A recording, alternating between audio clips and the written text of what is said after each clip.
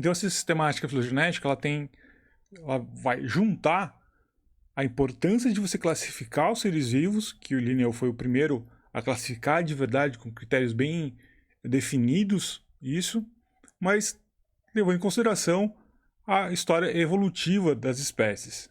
Então vem comigo que a gente vai ver isso com calma e muito de perto. Eu sempre gosto de fazer uma comparação, para ficar fácil de explicar, entre seres vivos, essas espécies de seres vivos, e a genealogia de uma família. Porque a gente acaba sabendo como é que funciona dentro de uma família, e aí a gente faz uma analogia com o que acontece com seres vivos. Esse slide aqui, vocês já viram ele de outro jeito. Então, o que eu estou mostrando nesse slide? A ancestralidade de uma família qualquer. Então, eu sempre faço a comparação entre uma história familiar, uma genealogia, com a história evolutiva das espécies. As comparações são muito válidas e eu vou usar esse exemplo nessa aula. Para simplificar, eu estou desenhando só os homens dessa família e depois vocês vão ver o porquê que eu estou usando só os homens. Por enquanto, imagina que eu estou olhando só o cromossomo Y, que é passado de pai para filho. Então esse diagrama vai me mostrar a herança desse cromossomo Y, ok? Então imagina o seguinte, então aqui, você, o seu irmão, vocês dois vêm do seu pai. Tá aqui, ó. Então cada traço aqui significa uma descendência. O seu pai veio do seu avô. Seu avô teve o seu pai e também o seu tio como descendentes. E o seu tio teve seus primos como descendentes diretos dele. Mais para trás, seu bisavô teve o seu avô e o seu tio-avô como descendentes dele. E aí depois teve o seu primo-tio e o seu primo de segundo grau. E aí a estrutura pode complicar bastante. Então nesse diagrama aqui eu tenho uma representação de todas as gerações dessa família. Porque vejam só, aqui embaixo a geração do seu bisavô, aqui a geração do teu avô e do teu avô, aqui a geração do teu pai, seu tio e primo-tio, e aqui em cima a geração sua, do seu irmão, do seu primo de segundo grau e tudo mais. Então se você olhar, o tempo aqui ele é menor aqui embaixo e maior aqui em cima. Então os mais recentes estão sempre para as pontas desse diagrama, pontas de cima. E os ancestrais são marcados sempre com essa bolinha aqui, bem no nó entre esses traços. E agora, pergunto para vocês, e o seu bisavô? Ele não teve um pai, não teve um avô? A resposta é sim, né? Ele teve. Por mais que você não conheça, e às vezes a gente não conhece nem nossos bisavós, ele teve uma família, ele teve alguém que veio antes dele. E se a gente for olhando para trás, ou seja, continuar esse desenho nessa direção aqui, ó, o que a gente vai ter é que essa árvore vai crescendo, como se a gente estivesse dando um zoom out, né? Então, aqui está o pedaço da árvore que eu acabei de mostrar para vocês, as gerações mais recentes.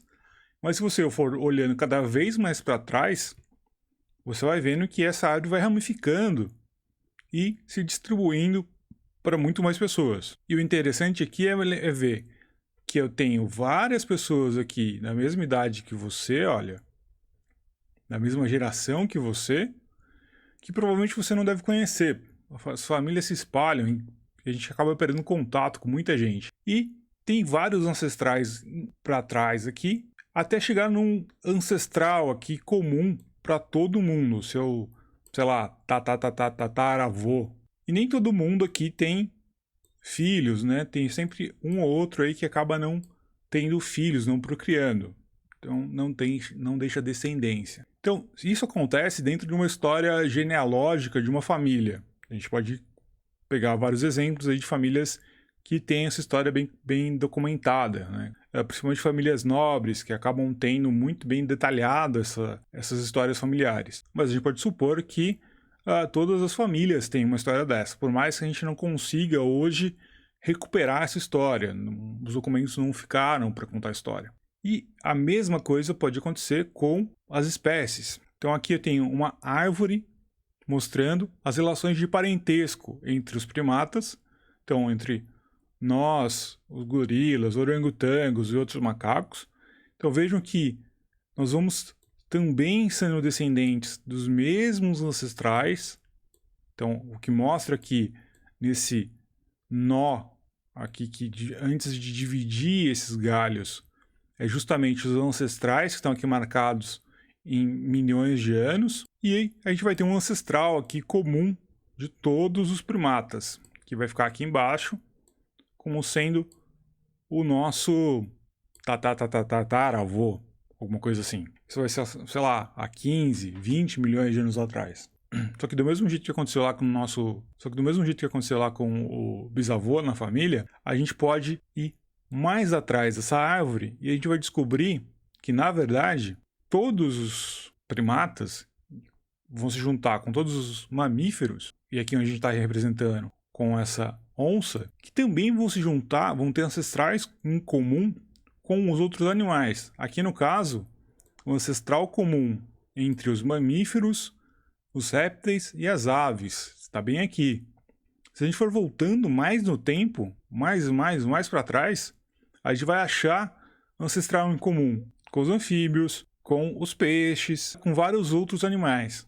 E se a gente continuar voltando atrás, nós vamos chegar em algo parecido com essa árvore que está mostrando agora, que é justamente o zoom out máximo que a gente pode dar, no qual todos os seres vivos, então aqui tem todos os animais em amarelo e os seus ancestrais em comum aqui nos nós dessa árvore. E se a gente for voltando para trás, nós vamos ver que também temos ancestrais em comum com os invertebrados, com os fungos, com as plantas aqui marcadas em verde, com os protozoários, com as bactérias, até ter uma origem da vida aqui embaixo, que é igual para todo mundo. E aí eu relembro aquilo que eu falei na outra aula, todo mundo, todos os seres vivos são parentes em alguma escala, por mais que a gente não se pareça mais, certo? Então a gente tem um parentesco com tudo que é vivo. E esse é um ponto importantíssimo para a gente lembrar agora. Todo mundo é parente em alguma escala. Você, ó, a alface, o leão, a bactéria, todo mundo tem algum grau de parentesco. E agora eu vou voltar a usar um exemplo familiar para a gente poder entender uma coisa. É um exemplo fictício, mas bem plausível, que provavelmente deve ter acontecido com a família de algum de vocês. Para a gente entender um conceito. E para isso eu preciso ressaltar duas coisas. Primeiro, sobrenomes tradicionalmente são herdados de pai para filho. E de vez em quando há um erro na hora de escrever esse sobrenome na certidão de nascimento de alguém. Provavelmente já deve ter ouvido alguma história de alguém que tenha errado na certidão de nascimento e aí o sobrenome passa de maneira errada para frente. O sujeito do cartório ouviu uma coisa, escreveu e ficou registrado daquele jeito, com aquele erro, e aquele erro acaba sendo passado para frente. Então vamos por um exemplo completamente fictício, mas muito verossímil. Pode ser verdade. Então imagine que o sobrenome lá do bisavô escrevia desse jeito aqui, ó, Lombardi. Então o sobrenome desse cara aqui era escrito desse jeito. Aí quando ele foi registrar o primeiro filho, ele registrou normal. O cara do cartório foi lá e escreveu certinho o sobrenome dele, todas as letras iguais. Acontece que quando o filho desse Lombardi foi registrar o neto dele, o cara do cartório fez um erro e acrescentou um outro A no meio do nome. Então o sobrenome dele ganhou um A a mais. E aí, dali pra frente, o sobrenome aqui então do seu primo de segundo grau, talvez, fica escrito desse jeito, fica com esse erro aqui no meio, com essa variação bem aqui, com dois As. Por mais estranho que seja, acaba sendo esse o sobrenome dele, esse é o sobrenome que vai passar para frente. Quando o seu bisavô foi registrar, então, o segundo filho dele, o cara do cartório fez um outro erro e colocou um E no final do nome, ficou Lombardi, sendo escrito desse jeito aqui. Quando esse sujeito foi registrar o primeiro filho dele, não teve erro nenhum. E ficou o Lombardi, então com IE no final, exatamente igual ao pai dele aqui. Então isso é uma coisa interessante. Toda vez que acontece um erro, esse erro acaba sendo passado para frente, certo? Ele não tem como ser corrigido depois. Quando ele foi registrar o segundo filho, O cara do cartório errou de novo, mas dessa vez ele fez um outro erro. Ele trocou o do Lombardi por U, ficou Lombardi. E aí, esse daqui ficou sendo chamado de Lombardi, e os filhos dele carregam a mesma herança de ter o U no lugar do O e o E a mais no final do nome. Com isso, o que se gera é uma diversidade de sobrenomes na geração mais recente, dado por uma história de erros que aconteceram com esse sobrenome ao longo do tempo, por erros do cartório, erros de pronúncia. O mais importante aqui de saber é que, uma vez que esse erro aconteça em um pedaço dessa história, esse erro passa para frente. Quem está para trás desse erro mantém a forma original ou mais próxima do original, e quem está para depois desse erro acaba mantendo esse erro, essa mudança, essa novidade nesse nome. Então, vamos voltar lá para o exemplo que eu dei agora há pouco. Se a gente olhar aqui na história evolutiva dos animais, os erros do sobrenome, na verdade, são justamente as modificações que acontecem durante a história evolutiva de um grupo. Olha só, da mesma maneira que você herdou o sobrenome com modificações, você pode herdar também outras coisas com modificações. Na história evolutiva dos animais aqui, esse tracinho vermelho aqui mostra justamente uma mudança que aconteceu, que foi com que os animais que vieram desse ancestral aqui começaram a ter pelos e glândulas mamárias. E por isso que esses animais são conhecidos como mamíferos.